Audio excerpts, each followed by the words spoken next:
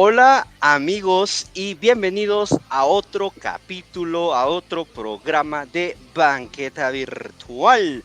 Les saluda Kevin H. Pilgrim, acompañado de Vanessa Herrera. Vanessa, ¿cómo estás? Hola, buenas noches, bienvenidos a la banqueta virtual. Estamos muy contentos porque hoy estamos en colaboración, nos vienen a colaborar dos amigas, Denise y Brenda. Bienvenidas. Hola Gracias por chicos. estar. Gracias. Que por cierto les comentamos que ellas tienen un canal donde hablan de las brujas, de la historia y del papel de las brujas en el arte. Muy, muy interesante. Ahí sí que el enlace para el canal de ellas lo van a encontrar en la descripción del nuestro, así que no se preocupen. Pero bienvenidas Brenda, bienvenidas Denise. Y cuéntenos un poquitito más de este mundo misterioso de las brujas. De las brujas. Y primero, ¿cómo se involucran ustedes en todo este tema? A ver, ¿quién empieza primero? La que quiera. A ver, Denise, empezá vos. Bueno, yo entro a este rollo mucho no sé, por un impulso infantil, podríamos decir, o por una curiosidad infantil que mucho tiempo después me doy cuenta de dónde viene, porque mi mamá era como mucho más escéptica respecto a este tipo de cosas, pero yo comienzo a pedir un tarot más o menos como a los 8 o 9 años. Mi mamá nos llevaba al Lido. Yo creo que Kevin es muy joven para tal vez acordarse de ese cine, pero justamente Ay, me cayó la pena. del Lido había una librería que se llamaba Variedades y ahí veo un libro de tarot teniendo 8 o 9 años y me entra esta cosa de querer ese tarot y comienzo a joder con quiero uno. Y mi mamá pues no me lo compra, sino hasta que muere mi abuela, que creo que era una cosa como de respeto hacia las creencias de ella, que era una mujer pues, bastante religiosa, católica y estas cosas. Y mi primer tarot es un tarot de Marsella y comienzo a tirarlo bastante instintivamente. Y me acuerdo la primera vez que hice una tirada, que le hice una tirada a una maestra en el colegio. Yo de haber tenido 10, 11 años y fue bastante acertada, según lo que me dijo la maestra muchísimos años después. Y digamos que esa fue como mi puerta de entrada.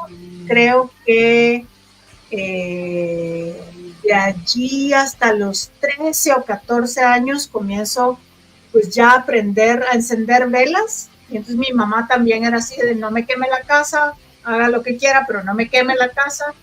Y entonces armo una especie de altar en mi cuarto, que de hecho era una losa de barro, que la coloqué pegada a una pared y ahí encendía las velas y era un poco como este rollo de desde pedir ganar el examen hasta no sé, o sea, la simple observación de las velas. Y ya luego con el internet comienzo a explorar qué cosas había y a encontrar páginas, a encontrar textos y a irme como formando. Y va a ser, digamos, ya de pronto en mi vida adulta, que ya tengo yo pues algunos centavos para comprarme libros y esto, y ya le entro un poco más como a estudiarlo formalmente. Entonces sí, fue una cosa muy de no saber de dónde. Y después de que muere mi mamá, conozco a mi papá a los 18 años y me doy cuenta de que esa parte probablemente venga más de él que del lado materno, porque mi viejo era herbolario, era curandero, leía la mano, tiraba las cartas, tenía como todo este rollo de Los Ángeles, ¿verdad? Entonces creo que es algo con lo que uno nace, ¿no? Y que poco a poco vas explorando y vas encontrando un camino.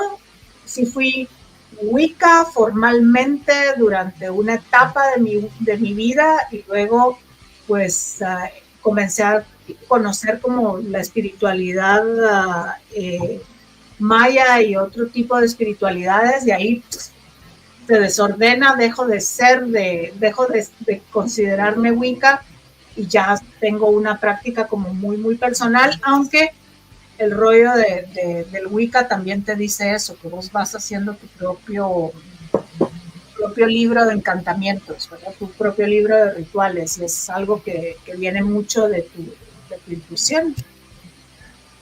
Tu propio grimorio. Gracias, Denise. Tal vez antes de pasar a Brenda, podemos poner un par de comentarios, por favor. David dice, si para Kevin es historia, para mí es prehistoria ese cine. Hola, viene calientito David hoy. Calmado, patojo. Respeta a los mayores. Y Evelyn desde Facebook nos dice, hola, qué interesante el tema. Gracias a David, a Evelyn. No olviden dejar los demás sus comentarios. ¿Vale? Perdón, Brenda, adelante. No, está bien, por mí, Phyllis, no hay problema. A ver, pues yo también comencé dentro de este mundo por un deseo que tenía de que hubiera religión en mi casa y de espiritualidad. Me crié en una casa donde no había religión, o sea, nada. Mi papá creía en Dios y lo que sea, pero no había religión. Y yo siempre deseaba pertenecer a algo espiritual. Y yo practico mucho la brujería, la brujería con plantas. A mí me llama mucho la atención las plantas. Y como comentaba en el capítulo que tuvimos hoy en la tarde, lo mío empezó porque yo me quería sanar. Yo descubrí que las plantas sanaban. ¿Y cómo fue eso? Pues yo de niña era muy mocosa, o sea, siempre me la pasaba así, mi nariz todo el tiempo goteaba, y era de verdad molesto, me daba vergüenza, me creó una tremenda inseguridad, y era todo, el no poder dormir bien en la noche, y mi mamá me hacía de todo, me hacían cualquier tipo de menjurjes, me llevaron al hospital, o sea, nombren todas las cosas que pudieron haber hecho, medicinas que traían no hicieron duras, de todo. Entonces, ¿se acuerdan el día que pasó el cometa Halley, que fue en el 80 y algo? Ese día yo estaba hablando con una amiga y la mamá de ella me dijo, o sea, me dio que yo estaba así como, ¿no? Y me dice, Brenda, yo conozco algo que le puede ayudar y a usted se le quita para hacer los mocos. Y yo dije, a ver, y me dice, es un secreto, no se lo tiene que decir a nadie. Cosa 9 ajos con manzanilla y leche. Pero yo de niña era alérgica a todo, entonces no tomaba leche, ¿no? Entonces, y yo le dije, sin leche, pero tiene que ser 9 ajos por 9 días, y usted no le tiene que contar a nadie. Entonces yo corrí, mamá, ya encontré la cura. Entonces yo misma hice la agüita de los 9 ajos y la manzanilla por 9 días. ¿Y qué creen? Al 9º día, nada. Y hasta la fecha me curé. Entonces yo no sé si fue mi fe tan grande o de verdad funcionó, y para mí era secreto, o sea, porque ella me dijo no se lo diga a nadie, entonces yo para mí era secreto. Entonces, después tomé catequesis porque quería hacer mi primera comunión, y resulta que ya el día que nos habían programado la primera comunión nos pidieron los diplomas de bautizo, creo que le llaman, y certificado, y resulta que yo no lo tenía porque yo no estaba bautizada. Entonces te saltaste algunos pasos. Sí, total. Y yo llorando le dije, papá, dice la maestra que ella va a ser mi madrina, que me pueden bautizar y hacer todo junto ahí. Y mi papá, no, que cómo es eso, que yo, no, todavía todos hacer la primera comunión, y yo nada, y me aprendí todo el catecismo.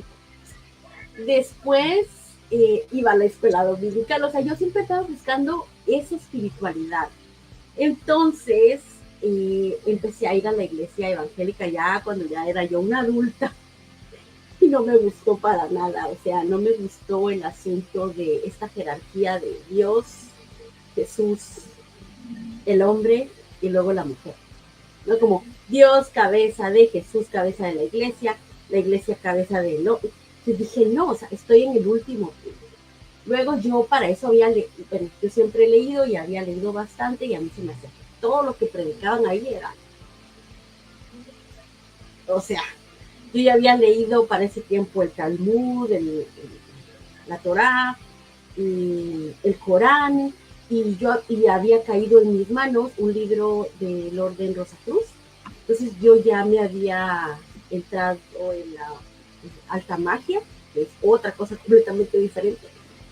Entonces no pude y yo necesitaba mi propio camino. Luego pasó el tiempo y tuve problemas de salud mental, o sea, empecé con ataques de pánico y empecé a curarme con plantas. O sea, yo fui con el psiquiatra y todo, me dieron ansiolíticos, pero yo dije, a ver, si yo me curé de esto, yo me puedo curar de esto también. Y empecé a hacer prácticas de plantas, empecé a estudiar fitoterapia y utilizo las plantas para curarme y esa es la forma en la que yo estoy metida en algo que obviamente tiene que ser llamado brujería por una simple razón, porque es una práctica pagana. El trabajar con plantas es una práctica pagana, o sea, no está pues bien visto por la iglesia o por la religión, y ese es el lugar donde yo me siento bien, donde yo fluyo y donde yo acudo cuando no me siento bien, cuando estoy triste, cuando tengo problemas, y es el lugar donde yo trabajo. Pero lo trabajo para mí, o sea, no es como que yo haga algo para los demás. Por ejemplo, por darles un ejemplo, esta botellita que está acá, ven que tiene una plantita adentro. Esta lo llené de agua hace unos días, tiene lavanda y tiene albahaca, y la intencioné con el sol en una etapa del sol que me gustaba, la energicé y me la tomé en la noche y pude dormir bien. O sea, cuando quiero, por ejemplo, una respuesta en mis sueños, utilizo una planta, la pongo debajo de mi almohada y yo tengo la respuesta en mis sueños. O sea, hago trabajo de sueños. ¿Qué les diré? Esa es mi práctica, la verdad. La verdad que bastante interesante y el tema, ¿no? Sobre todo, porque cuando a uno le dicen brujería, uno luego se imagina, qué sé yo. Esto. Exacto. O así como que ojos de rana y antenas de saltamonte, ¿no? Y es bien interesante esto, ¿verdad? Porque yo sí desconocía que habían diferentes prácticas al respecto. Entonces, es bien interesante escuchar que ustedes mencionan que tienen diferentes como enfoques. Eso está bien interesante y cosa que yo desconocía. Pues a mí ya me vino mi marihuana a molestar, hablando de plantas. Perdón, digo iguana, no marihuana. Okay. Vaya. Tengo geckos, entonces vienen a molestar aquí. Les gusta la cámara, pero yo los pongo en cámara cuando no hay nadie porque la gente no les gusta. ¿Ah? Son brujas, según la tradición, creo que es de los Rosarios o de los Rosacruces, cuando tenés iguanas. Ajá, la iguana o la salamandra es un símbolo de iniciación. Yo no los invité, los iban a matar y se pasaron para mi casa. Persiguieron, Vanessa. Percibieron que aquí no los iban a matar, pues me da pena. No, pero la verdad es que se comen las moscas y son muy bonitos. A mí me gustan todos los animalitos, no importa cuál. Una cosa, ¿cómo deciden ustedes abrir un canal donde van a hablar de brujas? Sabiendo que no es un tema común. Bueno, la verdad que el canal pues la verdad es que es más idea de Brenda. Digamos, el año pasado estuvimos haciendo más por iniciativa de ella. Yo no soy mucho de de redes sociales, o sea, si mucho me asomo en el Instagram, Twitter, si tengo algo de qué quejarme en la política, pero muy de vez en cuando, ¿verdad? O sea, Twitter me parece bastante agresivo. Y el año pasado Brenda estuvo pues invitándome a hablar y a hacer algunos ejercicios con tarot, y de ahí digamos como que quedó esta relación. Y bueno, que ya es la relación, tiene mucho tiempo, pero la relación de hacer cosas en redes. Y hace unos días me dijo, ¿te montás? Y le dije yo, pues sí, ¿verdad? Al final de cuentas, ya sabes que te hago ganas con lo que me pidas prácticamente. Sí. El canal ya estaba, yo lo abrí en el 2021, creo, donde empecé a hacer lecturas de tarot para cada signo del zodiaco. Y yo he visto varias de las mías. Ah, ¿de veras? ¿Qué signo Sí. sos? Soy Escorpio. Ah, Con razón. Vanessa, ¿y vos? Tauro. Ah, Tauro. Interesante. Bueno, yo también estudio astrología y la estudio de forma humanística, ¿no? O sea, de hecho tomé un curso aquí hay una universidad que se llama Cornell University, y ellos ofrecen este tipo de cursos, y ahí tomé un curso de astrología con un astrónomo y con un psicoterapeuta, y me gustó la forma en la que entré, y pues ya, lo demás ya lo he estudiado por mi cuenta con libros y todo. Pero bueno, regresando al tema del canal, yo ya tenía ese canal de lecturas de tarot, pero me concentro mucho en el presente, no uso el tarot de forma predictiva, es decir, sí podemos ver algo de lo que puede pasar, Denise lo sabe también, pero yo digo que siempre es mejor saber en qué energías estás ahorita para saber si lo que crees que va a venir o no va a venir, o sea, es así. Y luego eso que le dije a la Denise un día, ¿sabes qué? Tengo ganas de tocar este tema, ¿te animas? Y me dijo, sí, y pues nos entretuvimos y vamos a hacer muchísimos más temas porque es un tema muy grande, o sea, muy largo, muy profundo, donde caben un montón de matices. Entonces, hay que abordarlo porque se trata de una historia que comenzó en un grupo que yo siempre lo he dicho, de vulnerable, como eran las mujeres en ese tiempo, del siglo XIV. Y claro, hay que abordarlo porque no se debe de perder y no se debe de romantizar tampoco, porque al final de cuentas la brujería nació siendo un crimen. Era un nuevo crimen hacia la mujer.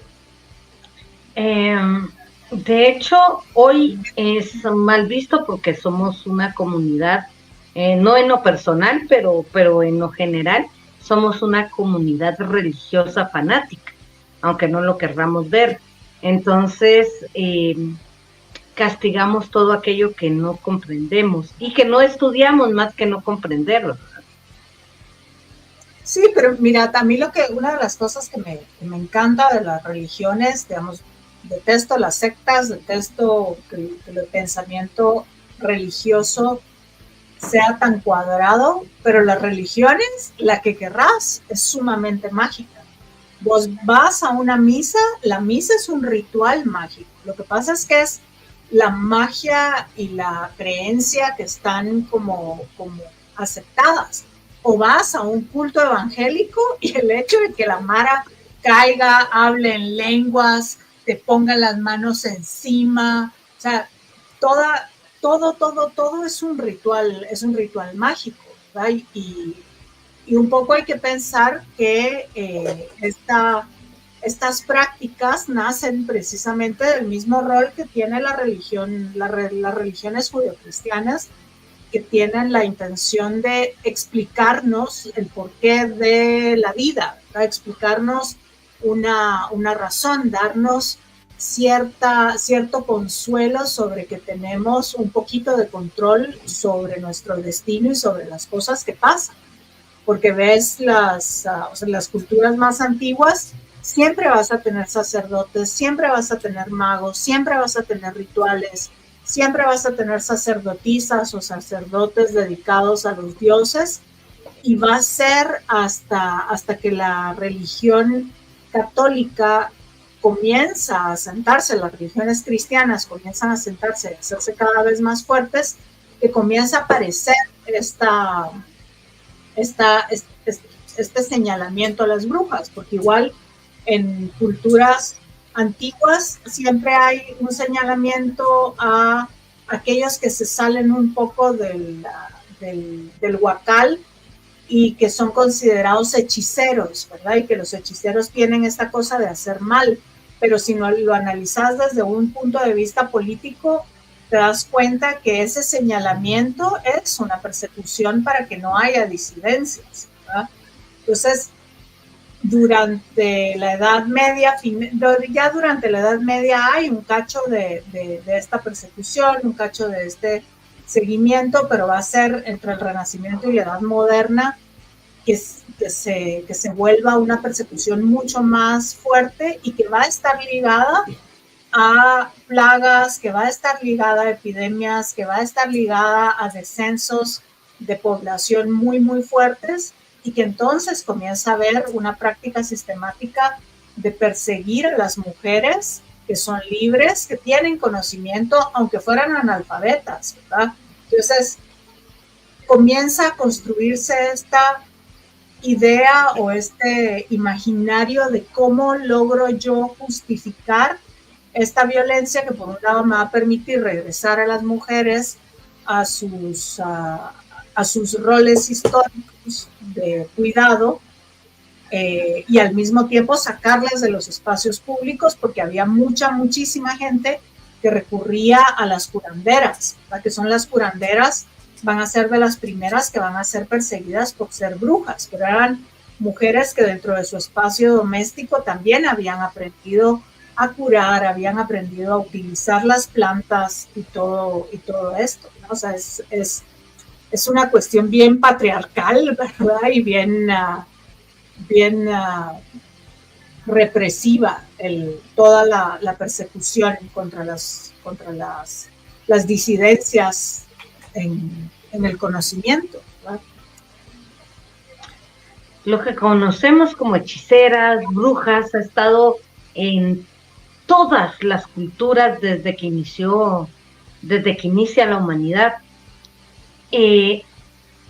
¿Cuál es la época más fuerte y represiva para las brujas? O el señalamiento. Yo creo que ya cuando se instauró, como te decía yo, el crimen y la persecución a las brujas, ya con este nombre de brujas y brujería, creo que fue el siglo XIV, cuando esto empezó en Alemania, por ejemplo, y en Inglaterra, que eran estas bases donde estaba asentado el protestantismo, ahora sí lo dije correctamente, y claro, empezaron a perseguir a estas mujeres, porque lo que decía Denise, o sea, eran mujeres que quizá no tenían muchos estudios, pero que se atrevían a hacer cosas de hombres como curar. Entonces, ellas no eran curanderas, sino que ellas eran brujas, ¿no? Entonces empezaban a tacharlas, primero de que se sometían al diablo, de que tenían una adoración al diablo, que hacían reuniones nocturnas. Algunos historiadores han dicho que posiblemente ellas se reunían porque querían en ese momento cambiar las leyes, que pudieran ellas tener más derechos en la sociedad, por ejemplo, y empezaba la iglesia pues a tacharlas de esto, ¿no? De la demolatría que le llaman, que era la idolatría hacia los demonios, que ellas volaban, que ellas se aparecían en los sueños de otras personas, que le hacían mal a los niños. Entonces empiezan ya a tratarlas como criminales y se les da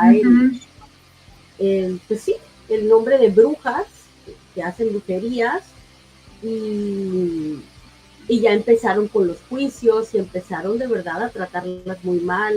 Por ejemplo, si había alguien en tu casa que ya estaba vieja y que te estorbaba, vamos a pensar que era tu abuelita, ¿no? Entonces ya estaba vieja, y que hablábamos con Denise la vez pasada que cuánto era vieja una persona en aquella edad, en aquel tiempo, o sea, que empezaba la vida sexual a los 13, a los 25 ya eras vieja. Ya no tenías dientes, ya, o sea, ya se te había caído todo también, se había sobrevivido. Entonces calcula que una mujer tenía 35, 40, ya era como la más viejita, y para colmo esta mujer se había quedado con quizá la finca del esposo, la casa o algo, ya te estorbaba, ibas a esta comunidad donde estaba el párroco, donde estaba toda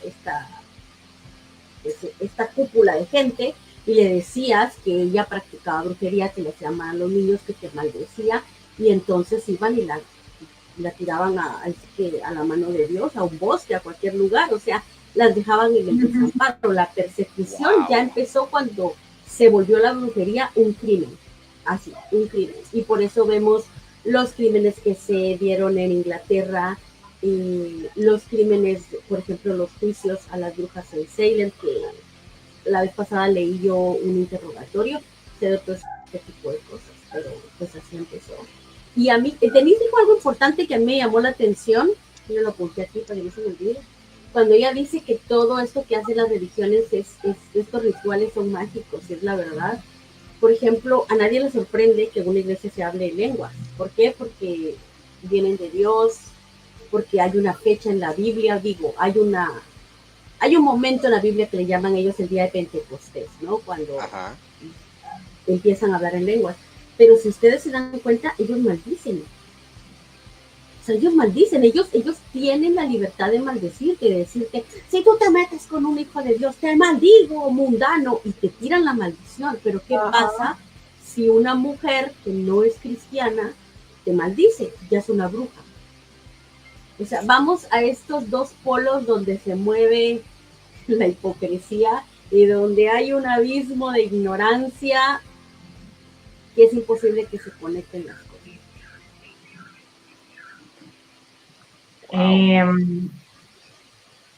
Perdón, Kevin, ¿podríamos ver el mensajillo que hay por ahí? Sí, perdón. Perdone que haya apagado mi cámara, es que todavía estoy trabajando, entonces se me hace muy feo como que voltear, pero aquí estoy presente. Cosme Fulanito dice, hola, cumpliéndole a las amigas brujitas, acá estamos. Y hola, Cosme. Hola, Cosme. Y Marta Cuarón nos envía un mensaje y dice, saludos, a mí me encanta el tema. Hola, y también está por allá por Nueva York. Sí, nos dijo que vivía por Nueva York. Qué chileno. Es mexicana y vive en Nueva York. Ah, qué bueno, somos paisanas. Sí.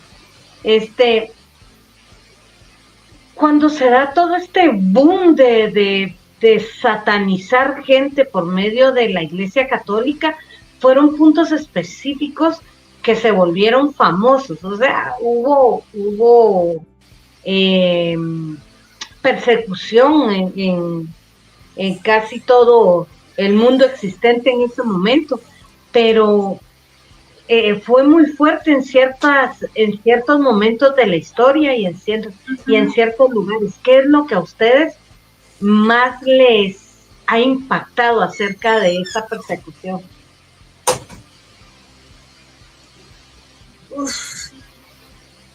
Mira, a mí me llama mucho la atención cómo, digamos, vos tenés esta idea de la Inquisición española, ¿no? Que durante mucho tiempo hemos pensado que la Inquisición española fue la más gruesa, pero no fueron los más gruesos. O sea, de hecho, la Inquisición española sí tiene momentos, sí tiene picos en los que sí hay un castigo directo, donde sí está el rollo de la hoguera, donde sí hay, digamos, como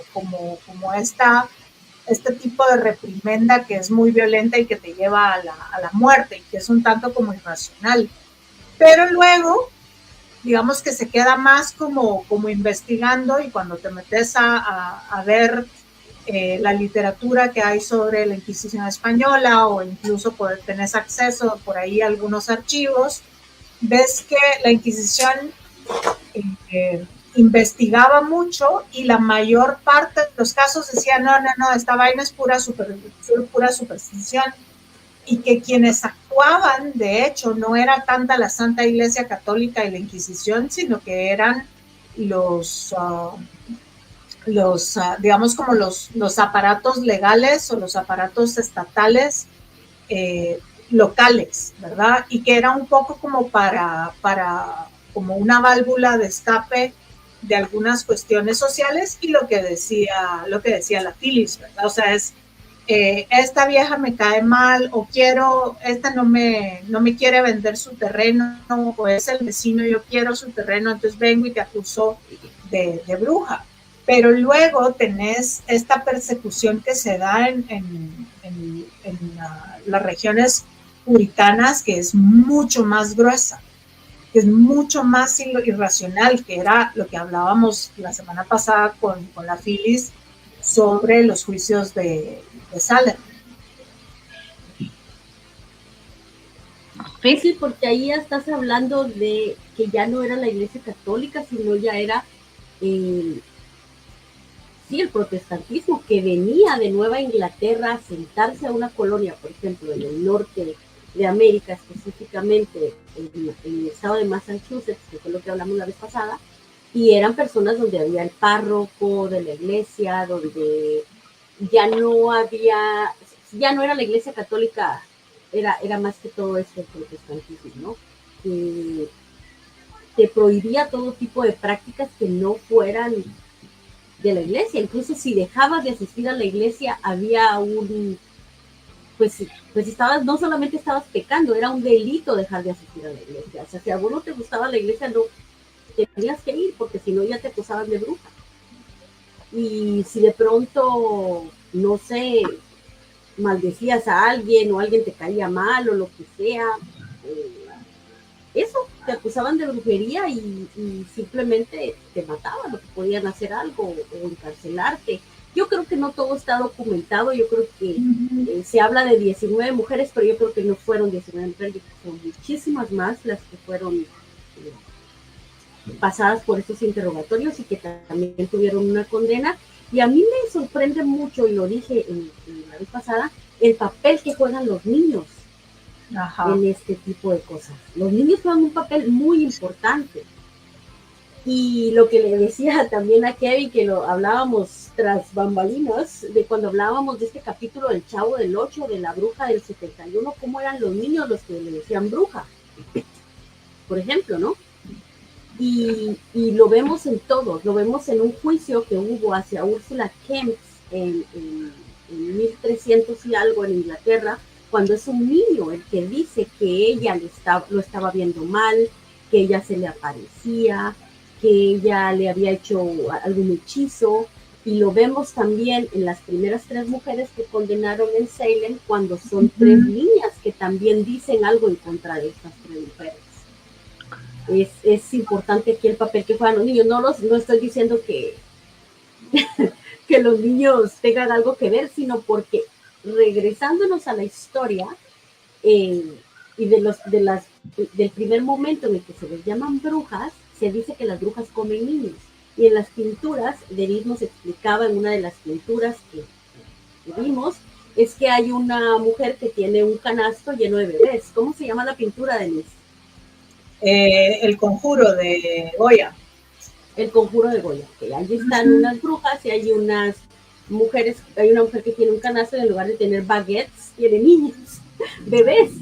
Entonces, este es el punto, el papel que ha tomado esto de esa es bruja. Entonces los niños llegan el rumor y empieza todo esto. Pues, de hecho, Fausto también tiene Fausto en una parte del libro también explica y ve como una bruja está con una marmita y lo que está cocinando ahí son niños. Ajá, y ahí hay que acordarnos que los güiros se morían o sea, tenías 14 hijos, y si se te lograba alguno, qué bueno por vos, ¿verdad? O sea, incluso alguna vez leí, creo que necesitaría como corroborar esto, pero me llamó mucho la atención esta idea de que los niños en inglés no tienen género, ¿verdad? Es it. de alguna manera, es como el baby, no es la baby o el baby, sino que es baby nada más, y que de alguna manera esto tiene que ver con una forma emocionalmente de desprenderte o de hacer una distancia, porque se te iba a morir, lo más seguro era que se te muriera la criatura. Entonces había que explicar también esa mortalidad infantil, y las mujeres, que muchas de estas curanderas, brujas, eran mujeres que conocían las hierbas y que entonces podían practicarte aborto, aunque el aborto no era como tan estigmatizado desde la religión, pero había más un estigma social, no sobre el aborto en sí, sino sobre la virginidad y este tipo de ondas, ¿verdad? Entonces, el aborto también era una forma tuya de mujer de no ser señalada, no ser considerada menos atractiva por ya no ser virgen, etcétera, etcétera, ¿verdad? Entonces, también por eso se relaciona a las brujas con esta cosa de consumir niños, de robarse a los niños, de matar a los niños y todo esto. Exacto, sí. Correcto. Y lo que Denise, Perdón, lo que dice Denise es muy importante, porque Denise tocó un tema acerca de las plantas, y vemos cómo las plantas también tienen un papel muy importante en esto, porque ellas utilizaban este tipo de plantas que le llaman las hierbas del vuelo de la bruja, donde supuestamente ellos regaron el rumor de que las brujas untaban estas plantas a su escoba y salían volando. Entonces, ¿por qué salían volando? Porque eran mujeres que se reunían, lo que llamamos el aquelarre, que quizás se reunían para practicar, para emborracharse, qué sé yo, o para echarse unos honguitos. O sea, estoy un poco como llevándolo al lado moderno, ¿no? Entonces, quizá entre las pláticas de ellas, después de que tomaban alguna planta y entraban en un estado alterado de conciencia, decían, yo volé. O sea, yo me di un pasón y yo volé, y lo que sea que pasaba, entonces ya se corría el rumor de que ellas volaban. Y si nos damos cuenta, hasta el día de hoy, hay plantas que están estigmatizadas. La ruda, por ejemplo, tenés una plantita de ruda en tu casa, ¿qué pasa? ¿Qué sos? Sí, ya eres bruja. Exactamente. Ya sos abortera. A una mi vecina le decían bruja porque tenía su planta de ruda. Otra vecina le decía, es que usted es bruja. ¿Y por qué, va? Porque tiene la planta de ruda. Y la señora decía, no, yo hago ahí para curarme, ¿va? Porque es buena la ruda para varias cosas. Sí, o sea, de hecho yo que le digo que trabajo con plantas, tengo una amiga que un día me dijo, no, es que no me gusta cuando empezás a hablar de la ruda y de la belladona y de la florifundia y de todas estas, porque lo que estás haciendo es como propagar el rumor, y no, porque sí son plantas que hay que tener cuidado. Y yo siempre cito esta frase de Paracelso que dice, todo es veneno y nada es veneno, solo la dosis hace el veneno. Entonces, claro, si yo me tomo un té de florifundia, yo sé que me va a mandar al otro barrio, porque me va a alterar, porque me va a hacer tener alucinaciones. ¿Ustedes conocen la raíz de la mandrágora? Que son unas raíces que tienen como formas de... No la conozco, pero sí he escuchado de ella. Okay, a ver, la única vez que escuché fue en Harry Potter. Ok, ajá. O también en la película esta de El laberinto del fauno, la niña tiene una mandrágora abajo de la cama. Una mandrágora debajo de la cama de la mamá. Y tienen mucho la forma como de bebés. Y esta planta también está estigmatizada. Es una planta de bruja, es una planta del vuelo de la bruja. El estramonio. Hay muchas plantas que no las puedes tocar. No la toques porque es una planta de bruja. No te dicen, pero es una planta de bruja. La ruda, por ejemplo, teniendo tantas propiedades, como dice Kevin, vemos todos los elementos de estos alrededor, cómo juegan un papel. En mi pueblo sí no. En mi pueblo es planta de prostituta. Perdón, pero es que también tiene otro tipo de propiedades, ¿verdad? Yo recuerdo una vez estaba acompañando exhumaciones, y esa vaina te vuela la cabeza, no estás preparado para eso. Yo durante ese trabajo tuve migraña, fue la primera vez que tuve unas migrañas horribles, y las señoras en una comunidad en Zacualpa me dieron un té de ruda, y lo primero que me preguntaron es: mija, pero no estás embarazada, ¿verdad? ¿Estás segura de que no está embarazada? Porque se le puede venir, este té está muy, muy cargado. Entonces también por eso es planta de puta, ¿verdad? Porque la tomas para deshacerte del... Es que en mi pueblo, de verdad, literalmente hacen el té de ruda y por alguna razón echan el pino enfrente de los prostíbulos y de ahí echan la ruda, o sea, la riegan. ¿Me permiten leerles un extracto de un libro que se llama Hierbas Mágicas, de Scott Cunningham, si lo quieren conseguir? Él es wicano y él, que hay muchísimas plantas, ¿verdad? Pero me llamó mucho la atención del amaranto. Ustedes conocen el amaranto, ¿verdad? Yo no. Okay. Que se ha puesto de moda comido. Y quizás hasta lo ha comido y dice que no lo conoce. Bueno, entonces él habla del amaranto, le pone un género, un planeta y bla, bla, bla. Pero aquí está la historia del amaranto en los rituales. El amaranto se empleaba en ritos funerarios paganos. Durante la colonia fue declarada ilegal por las autoridades españolas,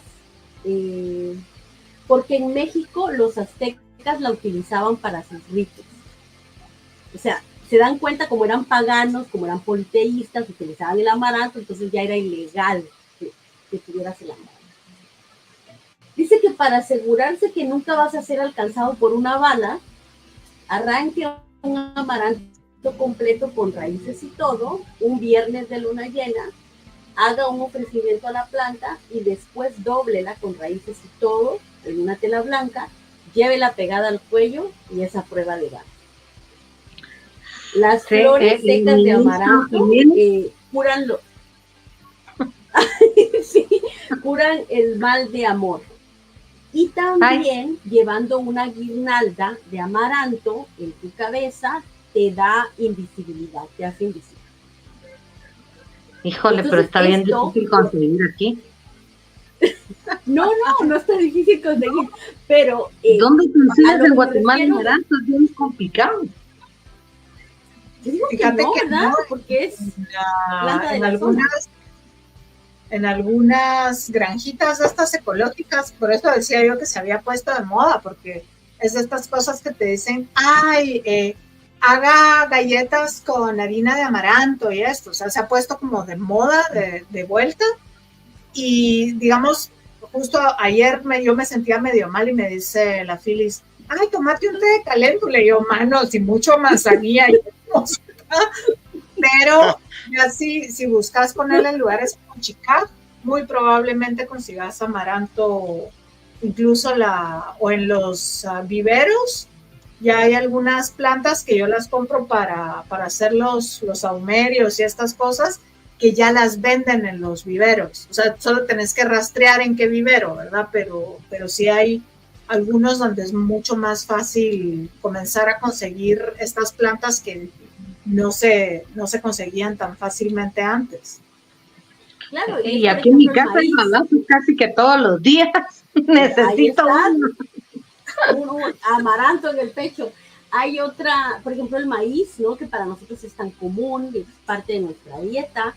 Claro. El maíz, por ejemplo, para los nativos americanos, cuando una mujer tenía un parto difícil, ponían mazorcas de color rojo, maíz rojo, en la puerta para que la mujer tuviera un parto un poco más leve, no fuera leve, no fuera tan difícil. Entonces, como hay plantas que son muy buenas, por ejemplo, Denise acaba de decir la manzanilla, ¿no? Que la manzanilla es como, porque es una planta bondadosa y todo, pero todas las plantas lo son. De hecho, las plantas son amorales. O sea, la planta va a ser, cuando te la tomes, va a ser lo que está dentro de vos, es lo que la planta va a trabajar. Por ejemplo, cuando fumamos marihuana, por ejemplo, ¿no? Que nos empezamos a reír. Algunas personas se empiezan a reír, otras se quedan calladas. ¿Y qué es lo que pasa? La planta es amoral, no es que la marihuana te dé risa, es que risa está allá adentro y el momento en que la planta entra y hace el trabajo, quizás es una risa que quizá de niño te dijeron que tu risa era fea, o quizás estás reprimiendo alguna risa, o por aquello de no se ría mucho porque entonces se viene, después de la risa viene una catástrofe, ¿no? Ajá, entonces esa planta lo que hace es sacar lo que está allá adentro, ¿no? Hay personas que les da paranoia, y a mí me da alergia. ¿Te da alergia? Sí, podría ser. Sí, cuando fumaban cerca de mí me daba alergia. Me dijeron, ay, fumaba porque así no te da. Me daba tos. Entonces fumé para que no me diera tos y terminé en el hospital. Oh, sí, yo tengo una amiga que también terminó en el hospital, sí, ya me acordé. Tengo una amiga que también terminó en el hospital por eso. Y era lo que decía Paracelso. Solo la dosis hace el veneno, o sea, quizás esa planta Totalmente. no era para vos. Bueno, aquí ya nos desviamos del mundo de las plantas. No, ya pero, nos desviamos pero, al mundo de las plantas porque pero- yo amo, pero cuando que- se trata de plantas yo me voy. pero está súper interesante, o sea, todo ese aspecto de las, básicamente voy a hablar aquí porque Harry Potter dijo Vane, pero del tema de la herbología, entonces, porque es algo que uno no relaciona con la idea de brujería, ¿no? En especial acá, en nuestro país, que la brujería tiene, también hay que admitir que tiene un, digamos, el punto de vista negativo también tiene un contexto racista, ¿va? Por el asunto de que, cosmovisión maya, bruja o brujo. Entonces, se relaciona más o menos por ahí, ¿verdad? Entonces, yo encantado escuchándoles aquí. Kevin, hay un par de mensajitos por ahí. Ahorita los pongo, Vane. Luisa Ábalos menciona, siempre el objetivo era quitarle el poder a la mujer, no importa cuándo ni dónde. Y Marta nos dice que sus vecinitos le decían bruja del 71, que se sintió identificada. Por lo que veo en la foto ahí, Marta, nada que ver.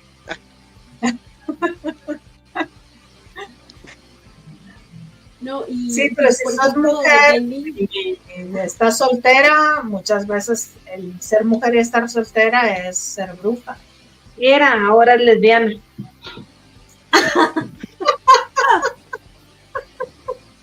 sí, también.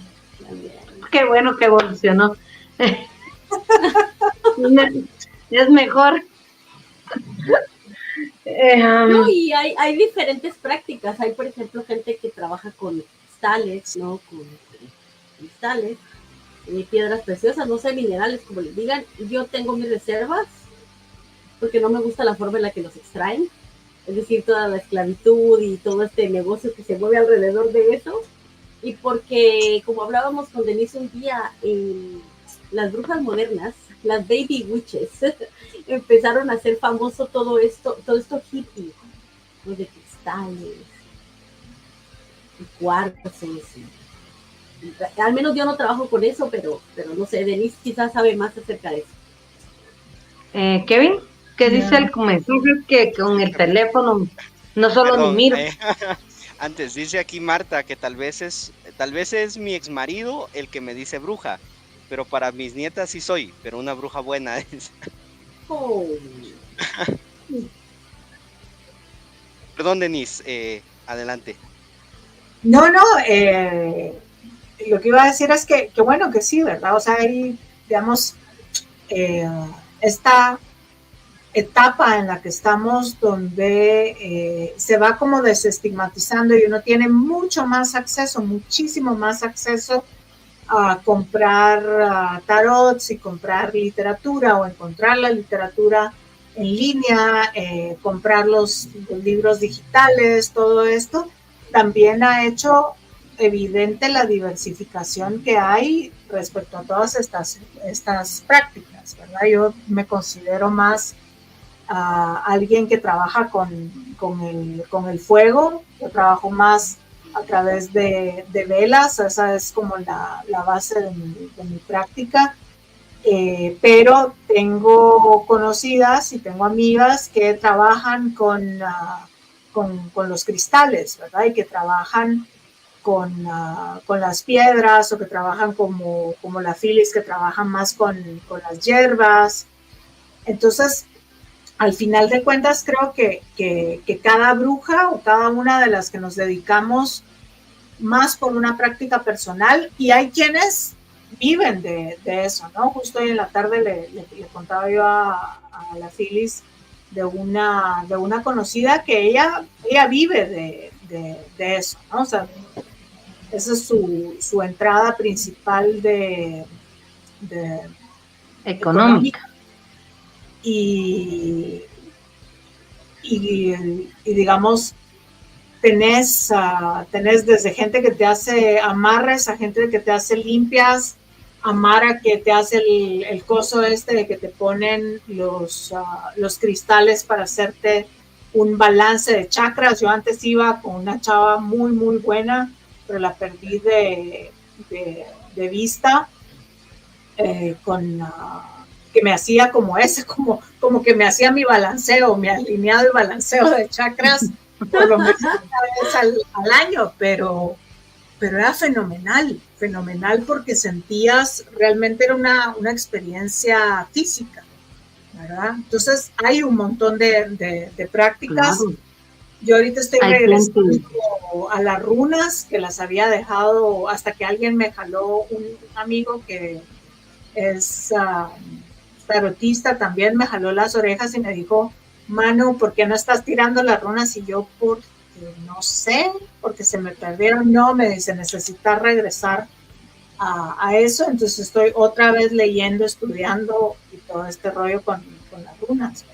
Denise, esto es como Vane. Vane también lanza las runas, que por cierto llevo un mes esperando porque dijo que las iba a tirar para mí. Y creo que no vio venir en las runas que no lo iba a hacer. No, ¿saben qué es lo que pasa? Que a mí sí me da como cierto miedito porque yo no leo las runas.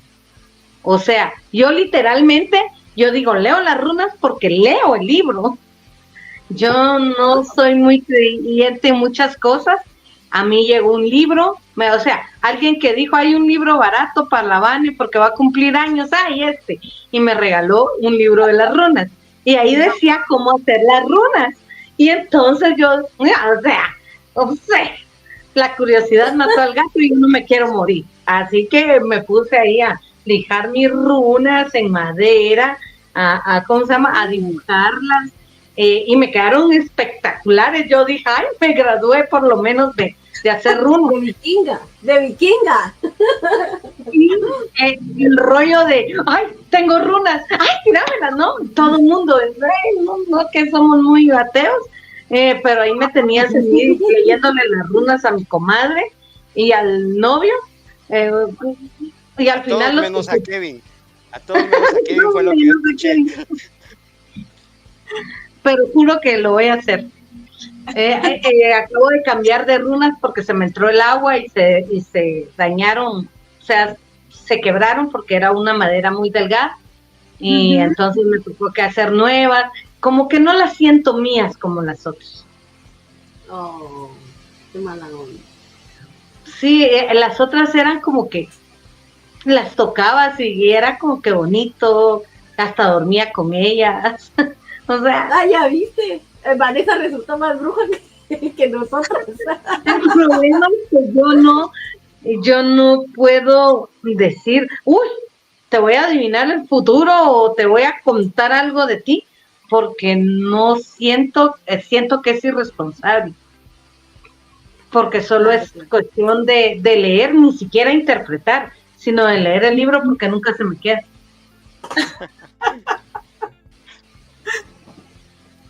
Pero sí, mucho pasa por la intuición. Hoy en la tarde nos acompañaba otra chica que también lee el tarot y esto, ya nos contaba que justamente ella había comenzado a tirarlo y era una cosa muy, muy, muy intuitiva, ¿verdad? Yo cuando mi mamá me compró el primer tarot a los 10 años, o sea, mis primeras tiradas sí eran o tiradas muy intuitivas o tiradas en las que yo iba como consultando el libro y que no era un libro, digamos, como que tuviera esta gran explicación de la simbología. Era un libro bastante básico, pero poco a poco vas como entendiendo. Mucho es confiar en la intuición, muchísimo es confiar en la intuición. Kevin, ¿qué dice Evelyn? Evelyn dice, la cosmovisión maya es hermosa y me ofende tanto que la reduzcan a brujería. De hecho, yo daba cursos de calendario maya y pues respeto mucho a la cultura maya. No en sí la practico, pero sí la respeto. David. Y David dice, él pregunta, ¿y hay espacio para brujos? Los dioses saben que necesito un hechizo para encontrar un buen novio.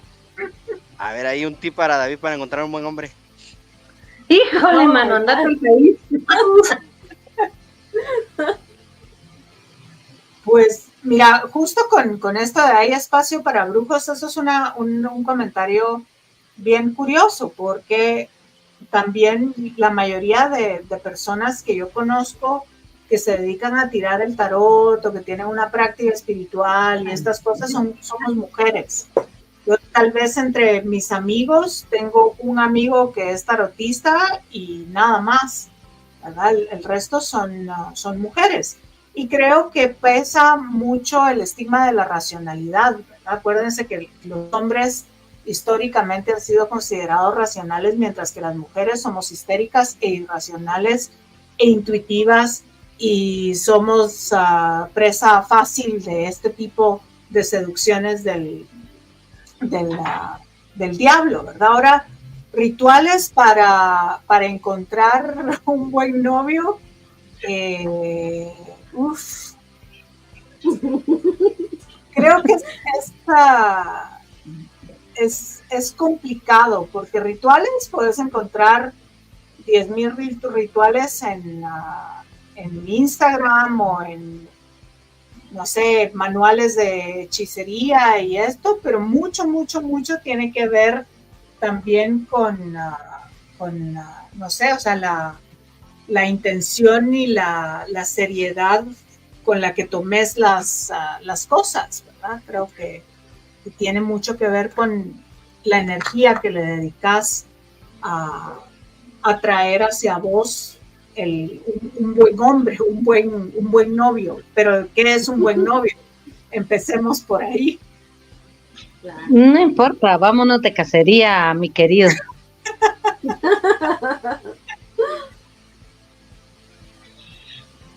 Sí. Fantástico. Pues la verdad, Brenda y Denise, muchísimas gracias por haber estado por acá. Si me permiten, voy a encender aquí mi cámara un ratito, perdonen, pero el trabajo, así como que para mantener a la banqueta. Entonces, de veras que muchísimas gracias. Estuvo pero recontra interesante. Y no sé si tienen algún último mensaje ahí para nuestra audiencia. Pues yo el mensaje que tengo es que se suscriban a mi canal, a nuestro canal. Eso. Se llama Chisga David Podcast. Tiene una historia este nombre de Chisga David, es un hechizo. Es un hechizo. Es un nombre que trae una historia, pero sí, suscríbanse. Yo creo que Kevin dijo que iba a poner el enlace. Sí, va a estar el enlace en la descripción de este video.